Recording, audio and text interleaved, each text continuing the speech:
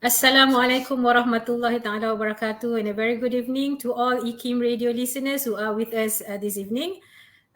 Inshallah, this is our another episode of Open Forum with me and Zahura Abdul Aziz, your host. And inshallah, we'll be talking about on another important or another interesting topic. And I think this is very much related to what we have been listening about harmony and peaceful coexistence in the context of Malaysia. And with me today, I have a very special guest. We have Dr. Asri Saleh. He is a Special Task Officer to the Deputy Minister of Foreign Affairs. Assalamualaikum warahmatullahi wabarakatuh, Doctor. Waalaikumsalam warahmatullahi wabarakatuh. Welcome to Open Forum. All right, and thank you for accepting our invitation to appear on this program. And I think what we'll be discussing today is very much interesting, and some of us may have not heard about this, but it's somehow relevant and important for us to understand. So before we go to our topic of conversation this evening, which is La Convivencia, I think I've got that right, eh? La Convivencia.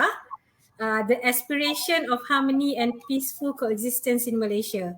Right, Dr. Asri Saleh is actually currently the Special Task Officer to our Deputy Minister of Foreign Affairs Malaysia, and then he was actually also attached as a Special Task Officer of the Deputy Minister of Minister of Education, Second Minister of Education from September 2021 to November 2022. In terms of his educational background, he obtained his Bachelor of Human Sciences from IIUM, and also his Masters of Human Sciences from IIUM, and a PhD in International Relations from UMS in 2017. Currently, he's also actually attached, and he's being seconded actually from UITM Kota Kinabalu, right, from the Faculty of Public Admin and Policy Studies. So, Dr. Asri, when we talk about Malaysian society, when we talk about the dynamics of Malaysian society, we're talking about the existence of many people of many backgrounds, and in terms of religious background, ethnicities, and so on.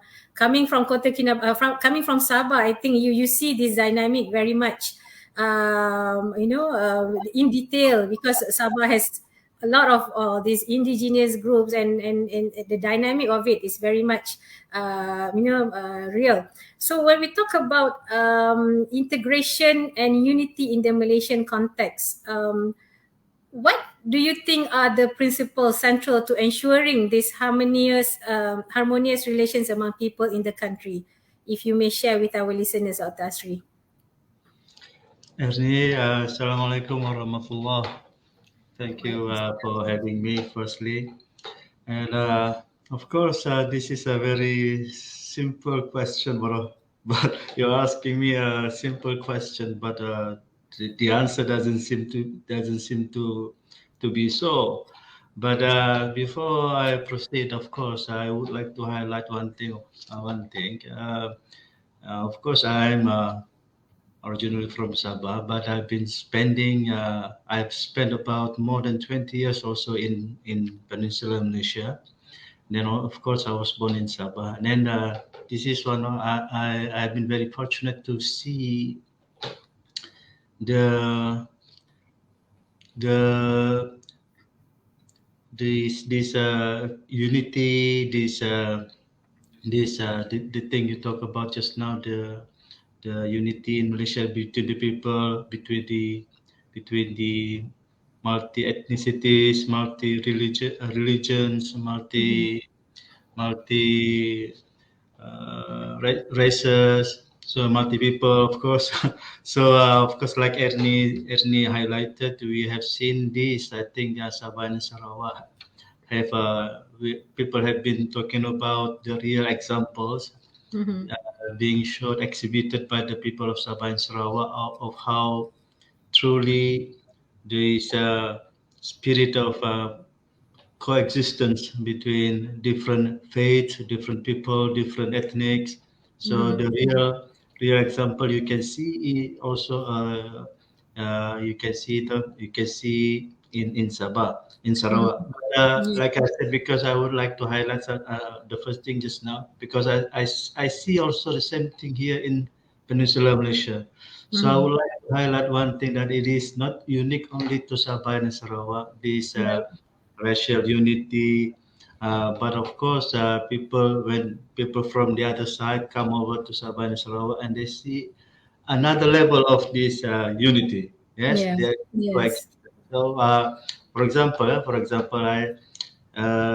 Sabah and Sarawak, in Sabah, especially in Sabah, we have this program every annually. We have this program called berbuka puasa, Mhm. iftar, together Mhm. with this multi faith family.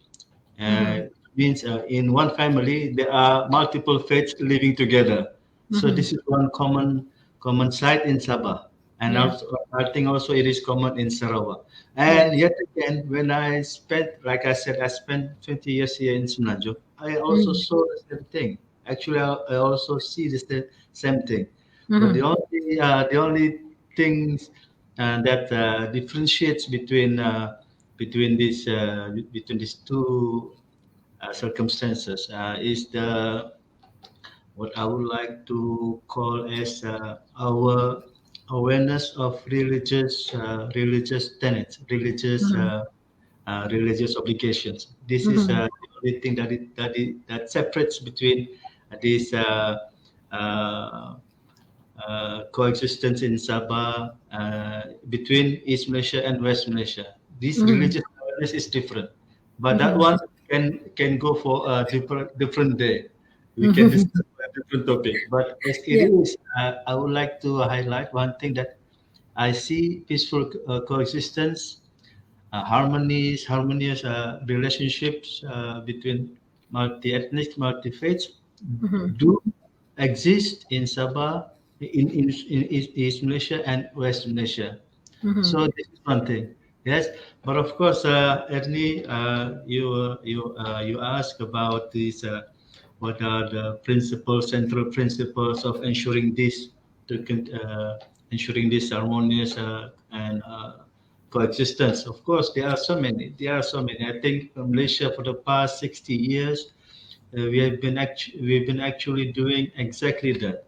Mhm. So from the first prime minister until the current prime minister, they have been calling for this harmonious existence. And I think I would like to say this, that we have been so far successful.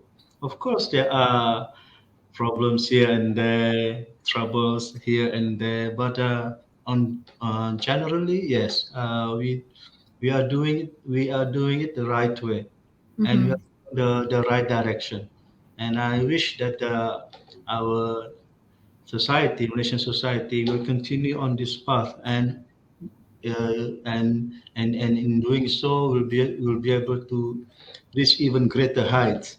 Uh, Mhm. this is more or less, and those principles, I think you, me, and the public know.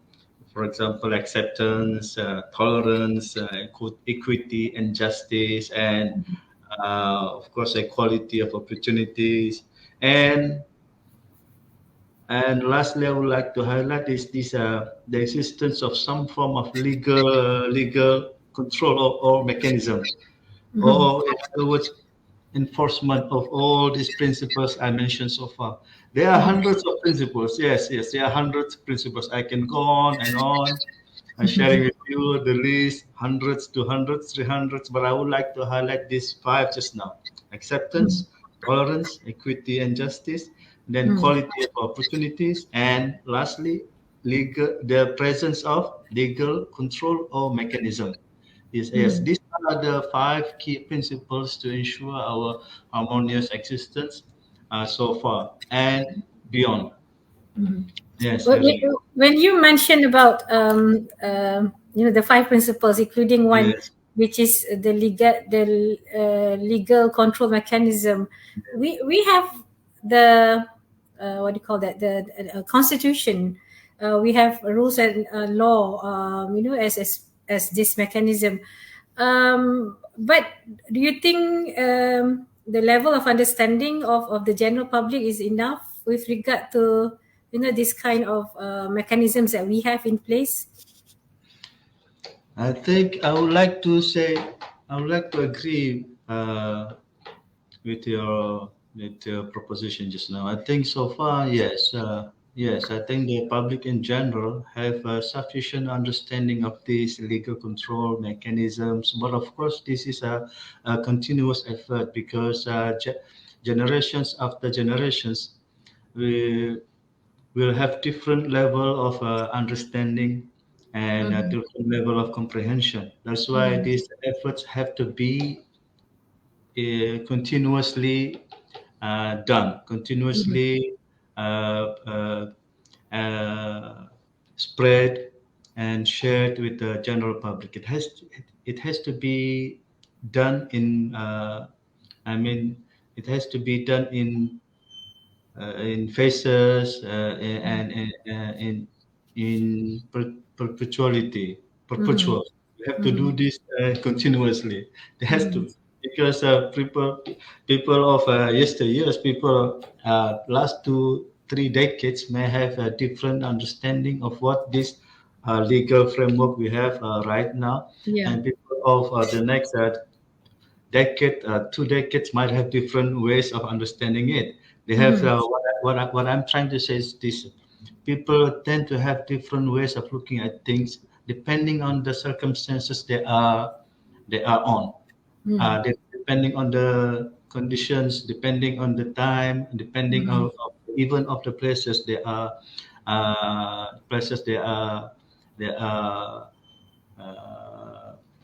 attached to. Yes, Yeah. so different. Yeah, that's why I said first thing I said just now. People from Sabah when they come to the people from the East Malaysia when they come to West Malaysia and they Mm-hmm. see they see and they understand differently. Yeah. And then likewise, people from West Malaysia when they come to East Malaysia and they see and they understand things differently. But Mm-hmm. overall, the framework remains the same. For example, right now the current government Mm-hmm. is making sure that the media, so the social media, and the mainstream media uh, take uh, uh, takes take very good care of these three R. Yes, that means the three key things that the media must stay away from or Mm-hmm. protect the public from Mm-hmm. things on religious, race, and royalty. So these Mm-hmm. are the three things that this is what I would like to emphasize once again. This legal control mechanism, it Mm-hmm. is important. It is important. Otherwise, all these principles will uh, just remain as no more than lip service. Mm-hmm. Yeah. This legal control. Yes. Right. You've raised a very important point whereby, how the younger generations today might perceive things differently from what our predecessors or from what our older generation understand, and their experience is also different. And the more mature as a nation we become, there are different challenges that come and that we need to face, and with different challenges, every different approach must be undertaken. Okay, our topic is about La Convivencia. Some of us might find it difficult to pronounce. Some of us might find it interesting because it's something new to them. But some of us definitely have heard about it. You wrote a piece about this in one of the articles in one of the publication. So what is La Convivencia? If you may share with our listeners, Dr. Asri. Yeah, Ernie. In fact, I myself also uh, came across this term quite recently. I mean, of course, I wrote this paper in 2010. It was published by Pusat Malaysia. But Mm-hmm. of course, when I came across this term, and then when I look at Malaysia, and then I see that as if I'm looking at the mirror. I Mm-hmm. think I think La Convivencia this is of course a Spanish word, which means the spirit of coexistence. Mm-hmm. And then when I look at Malaysia, I have this feeling as if Malaysia is representing the Asian La Convivencia. La Mm-hmm. Convivencia is actually a term popularized by the coexistence between the three major faiths during the rule of the Umayyad dynasty in Iberia, or the modern day Spain. Mm-hmm. So during the Umayyad rule in Spain, I Mm-hmm. think about 700 years. I think I have this the year here from 711 up to 1492. It was about 781 years. So Mm-hmm. during this rule, the Umayyad dynasty ruled over three major faiths: the Christianity, the Jews, and the Muslim. So Mm-hmm. during these 781 years, these the people, the people of uh, these Andalusia nation Mm-hmm. under the Umayyad rule. They Mm-hmm. have they have been able to live together, coexisted together, and through this coexistence, they had managed to reach a greater height in terms of uh, technology, in terms of philosophy, in terms of uh, even of medication. Mm-hmm. If you remember, there was once UK Prime Minister going by this name Benjamin Disraeli. In fact, he himself he was the Prime Minister of UK for twice. Mm-hmm. It was in 1868 first time, and then the second time from 1874 until 1880. So Mr. Disraeli he described the eras during the Umayyad dynasty, the Andalusian people. He described this era as the golden years of the Hebrew philosophy. Hebrew Mm-hmm. philosophy. So, in fact, I also like to refer to another article written by Dr. Nasharuddin Mat Issa. I think it was published by Newsrest Time in Mm-hmm. 2016. I think he went further explaining about the La Convivencia. Mm-hmm. He mentioned some names, some figures from the Jewish community, Christians community, and Muslims community living side by side and helping to develop Andalusia nation as a Mm-hmm. country, and also as a community. Now, what is more important about La Convivencia is that it is the era in which it was considered as the bridge of knowledge from Spain into Europe. Mm-hmm. In other words, we can say that La Convivencia became uh, the beacon of light for Renaissance of Europe. Mm-hmm. Uh, because during La Convivencia, during this Umayyad rule, many books were translated into Greek language, European languages, and so these books, when they were exported to Europe, they helped to resuscitate, to ignite the Renaissance, and eventually uh, leads to what Europe is today. Mm-hmm. So that's why La Convivencia is also a true reflection of how people of different faiths could come and live together for more than 700 years. So it is something that is doable. It can be done.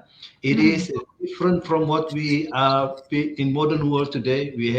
We've been taught about nationalism, about our the superiority of one single race over the other. So this La Convivencia is actually is a proof. It serves as a proof that uh, extreme nationalism actually can be taken over by this moderate way of life, which Mm-hmm. of course founded in the principles of Islam.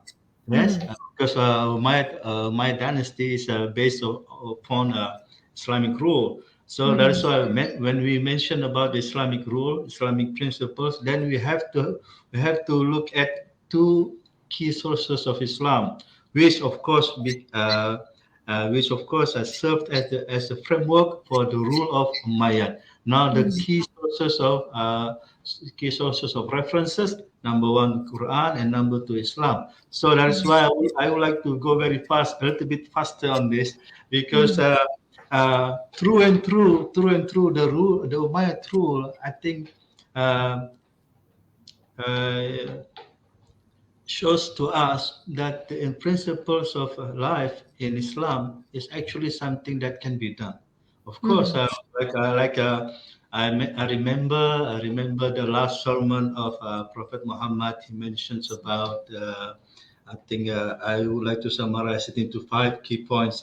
One Mm-hmm. moment, he says about upholding human dignity, uh, honoring the rights of women, ensuring economic equality, no discrimination, and finally, hold true to the teachings of Islam. So Mm-hmm. when the Prophet says hold true to the teachings of Islam, then I remember this one ayah from Quran, Surah Hujurat, Mm-hmm. verse 13. Allow me Yes. to read a little bit, Miss Yes. Ernie. So and Al Quran says, Ya ayuhan nas, inna khalaqnakum min dhakarin wa untha wa ja'alnakum shu'uba wa qabaila lita'arafu. This is very important word, lita'arafu. Yeah. Inna akramakum indallahi atqakum. So here in this words explains there is no superiority of race over one another, because Mm-hmm. Allah only sees those among you, the pious one, as the most kareem, the most uh, deservingly of his pleasure in Mm-hmm. this world and in the hereafter. So there is no mentioning about you being an Arab being superior over non-Arab. You Malays in Malaysia, of course, Malaysian context, and Malays being superior over the Chinese or the Indians. No, Mm-hmm. everyone is equal in the eyes of the Lord of God. So Mm-hmm. likewise in Spanish Umayyad during the rule Mm-hmm. of the Umayyad. So the Umayyad dynasty had shown that this is actually something that is very, very uh, I would like to say that there is something that this can be done. It is not impossible. That is Mm-hmm. impossible. Yes, but unlike our current modern world, if you see in some other countries, the principle of la convivencia is almost, uh, if not impossible. Yeah, that's right, because one country is for one nation. So if you see, for one country, there are four nations. This is almost impossible. Like Mm-hmm. take Yes. take Israel for example. Mm-hmm. It only allows one nation, the Jewish nation.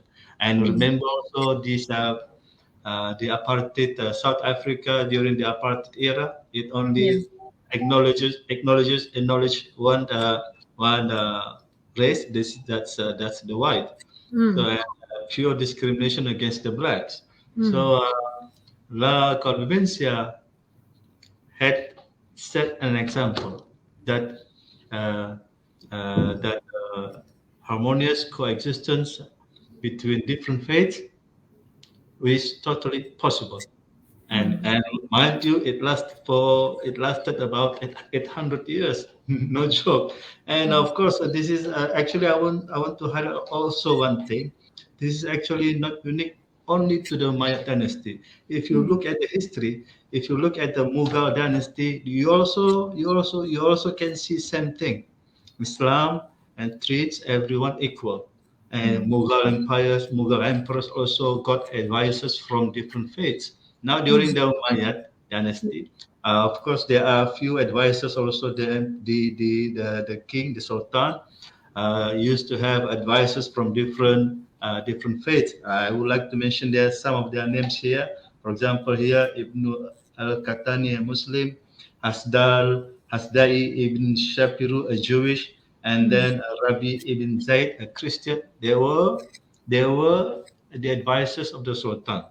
So this is of course La Convivencia was truly a golden era of human civilization. Mhm. Yeah. So Yeah. that's why La Convivencia has actually become a point of reference, even a point of reference for Yale University. Yale University actually has a research page specifically dedicated to studying La Convivencia, spirit of coexistence. Mm. Back to you, Annie. Right. So from what you have mentioned, actually, it is there in history. I mean, Yes. to live peacefully, to live in coexistence with people of different races, different culture, different religion. It is there in history, and even in the Islamic history, it is. In the Umayyad Caliphate, as you have said, Umayyad dynasty is actually a good example of how we can, uphold the principles of Islam, and at the same time, we can actually live in harmony with different groups. Okay, from your opinion, in what way does misunderstanding of the spirit of La Convivencia may impede or frustrate the efforts of building harmony and peaceful coexistence in this country, Dr. Asri? This is a very important question, actually. This is a very important question. I would like to start off with examples from different countries. Take Bosnia. Take Bosnia, the closest to a very recent one in the 1990s. Mm-hmm. So, acceptance without acceptance without tolerance. Once the acceptance is gone, then tolerance will be gone as well. So, like Mm-hmm. I said, because you people tend to misunderstand acceptance, and they uh, confuse it with tolerance. Mm-hmm. What I'm trying to say is, when you accept, there shouldn't be conditional tolerance. When you Mm-hmm. accept, there has to be tolerance. Now, Yeah. what happened to Bosnia, for example? They accept that the Bosniaks are divided into three major faiths: Mm-hmm. Croats and Christians, and then these Serbs, and then these the Muslim Bosniaks. Now they accepted that there are three different faiths, but their tolerance of each other was conditional. That Mm-hmm. means the moment the legal framework was absent, the Mm-hmm. moment the legal enforcement was absent, then they went against each other, against Yeah. each other. The Mm-hmm. Serbs took up arms and killed their Muslim neighbors. Mm-hmm. They killed their Croat neighbors, and vice versa, That is why acceptance you have to equate it with tolerance. Mm-hmm. Tolerance has to be there cannot be conditional tolerance. Yes, this Mm-hmm. misunderstanding always comes up from these two terms, acceptance and tolerance. Now, even so, what I'm saying is this: uh, when like in Malaysia, we accept that there are three, of course, or four major races, ethnics, and religions: the Malay Muslims, the Chinese, and the Indians. So we have to accept the fact that they are here forever. They'll be here forever because Mm-hmm. we have made the decision to accept them, and they, vice versa, have made the decision to accept us. And so this acceptance has to be coupled with, has to be equated with non-conditional tolerance. Yes, Mm-hmm. non-conditional tolerance, which means even if there is no law, the tolerance has to continue, has to be there, continue to be there. Mm-hmm. Even when you are alone with your friends in some place, with your friends of other ethnics, in some places where there is no enforcement, Mm-hmm. tolerance has to continue. Yeah, even if there is no authorities watching you, the tolerance has to continue. Yes, you Mm-hmm. treat each other always with respect, just like we said, is like the last sermon of Prophet Muhammad. Uh, respect, and of course treat human with dignity. So same wherever you go, wherever you are, and Mm-hmm. whoever you be, same. So likewise, also I would like to highlight second thing, the misunderstanding that we commonly encounter with people, confusing between um, equality and justice. Mm-hmm. Equality and justice. Now Yeah.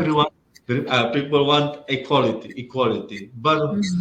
uh, I remember myself. Remember me and my colleagues. We were watching a football match, and some of us, of course, I was a little bit taller than some of us. Some of us were shorter, and now you know what we did. So these shorter friends, we gave them some things to step on. So Mm-hmm. eventually, so he could manage. He could watch the football match. So Yeah. we on the other hand, I didn't need anything to step on. Mm-hmm. So now what I'm trying to say is this: me and him eventually we got to watch. We were able to watch the football match, but him with a little bit of assistance. Yeah, Yeah. assistance. He needed Mm-hmm. to stop something because he Yeah. couldn't watch over the gate, the fence. Mm-hmm. Now this is what you call justice, yes, Yeah. but this is not equal. This is not equal. This is Mm. not. I didn't step on anything. He stepped on something. Yeah. He needed this assistance. But Mm. this is what we call equality of opportunity. Mm. Now I would like to repeat again. Do not confuse. We cannot confuse this equality and justice. Mm. So if you have justice, you will have equality. If you have equality, you don't necessarily will have justice. So Mm-hmm. stick on justice. That's why Islam, the concept of justice in Islam, true and true will always prevail. Mm. Uh, will always prevail today and beyond. So justice. So do not confuse this equality and justice. Yes, of course. Yeah. Malaysia will always make sure that we have this. We continue to offer equality of opportunities. Don't worry, don't Mm-hmm. worry. Yeah. Every SPM leavers, every SPM leavers will continue to have equal opportunities. Don't worry. Yeah, Mm. because this is important. The quality of opportunities will will make sure that justice will be continued to be served to the people Mm-hmm. under circumstances. So this kind of these two kinds of misunderstandings are what I am very concerned of. Yes, uh, this acceptance with conditional tolerance, number one, and then number two, equality versus justice. These two misunderstandings are what concern me the most, Mm-hmm. because without these two, without clear conscience, without clear understanding of these two, we will watch another Bosnia in Southeast Asia, and Mm. then we will see another Myanmar in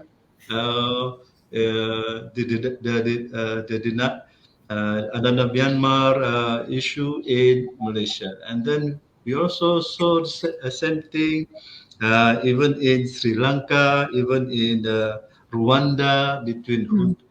between this. We saw this ethnic genocide in Rwanda, and then ethnic genocide in Bosnia, and then we even have this total lack of respect for human dignity in Myanmar, for example. Mm. Yeah, Mm. we see this, Yeah. the people of Rohingya, they Mm. are denied. They are denied even. They are denied even citizenship of Myanmar. So where Mhm. do these people go? Because that is why it is very important for us today here in Malaysia to have a very clear conscience of Mm. equality and justice, and as well as the acceptance and tolerance. Mhm. Yes, these are some of these things that are very important that we do not mix this up. So Mhm.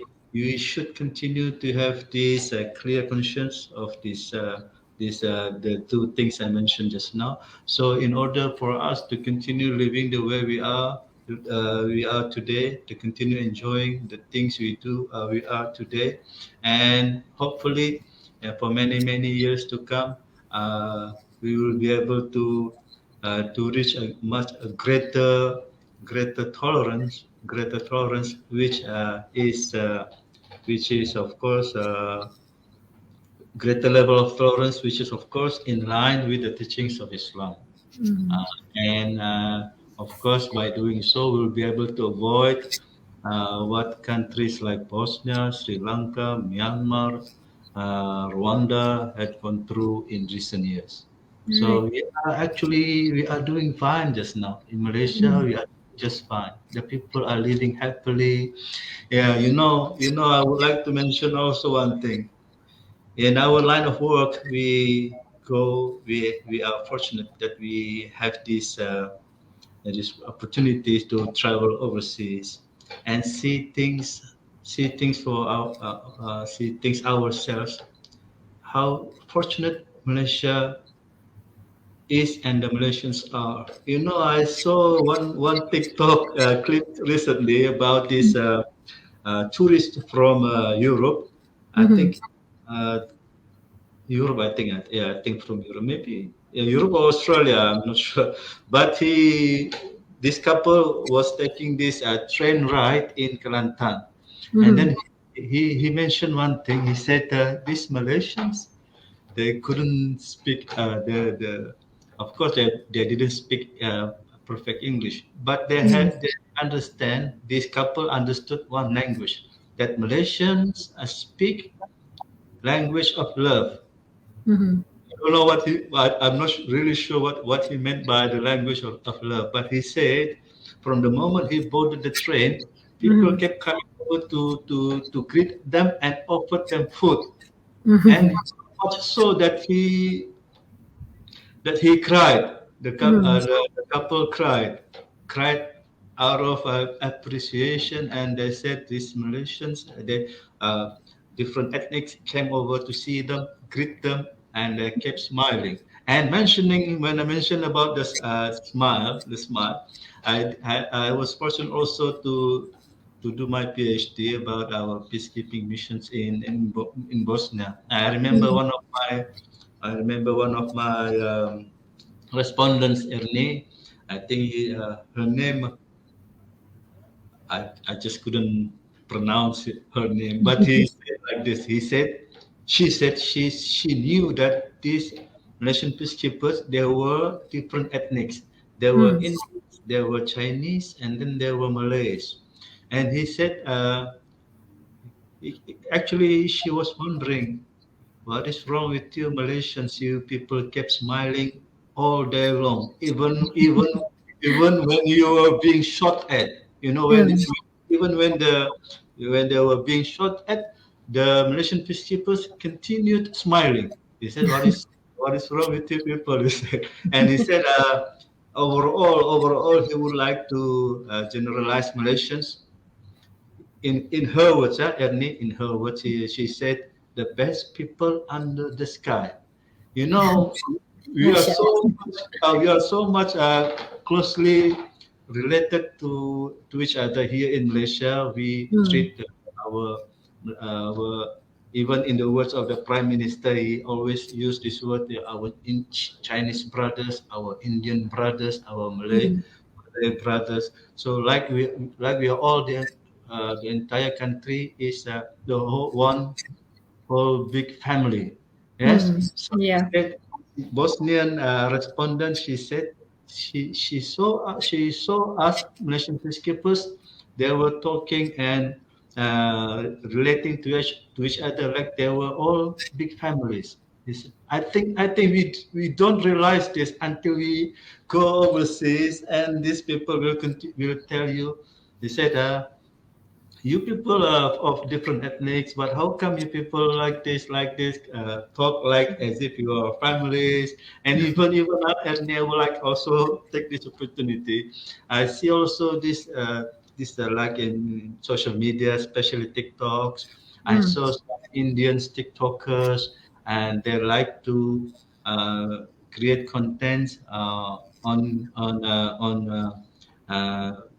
that carry the theme of Mm. unity, love, care among even different ethnics. Yeah. So like also the Chinese TikTokers, same thing also Malay TikTokers. So they even did these social experiments, and then they try to see how Malaysians public reacted to certain circumstances, and they were themselves very surprised. And in Yeah. fact, also, I was very surprised as well. That's why I said usually only when we get to see the rest of the world only then can we appreciate what we have here in this Right. country. We are Okay. doing well, and we are doing very, very Inshallah, well. Alhamdulillah. We hope to keep that, the kind of peace and the kind of harmony in Malaysia, and to make it sustainable and value it very much what we have in Malaysia. So, once again, Dr. Asri, thank you for being with us in this program. Inshallah, we'll invite you in the future. You've mentioned about your research on the peacemaking in Bosnia, and I think that's one of your expertise. How you look at what is happening outside, and how Malaysians are helping these countries who are facing troubles and so on. So My again, pleasure. thank you, Dr. Asri, and thank you to my producer, Haja Masina Alias, and also to our digital technology team who are assisting us today. And to our fellow listeners, you tune in again to Open Forum every Sunday with more interesting topics. With that, Assalamualaikum warahmatullahi ta'ala wabarakatuh. Thank you. Assalamualaikum warahmatullahi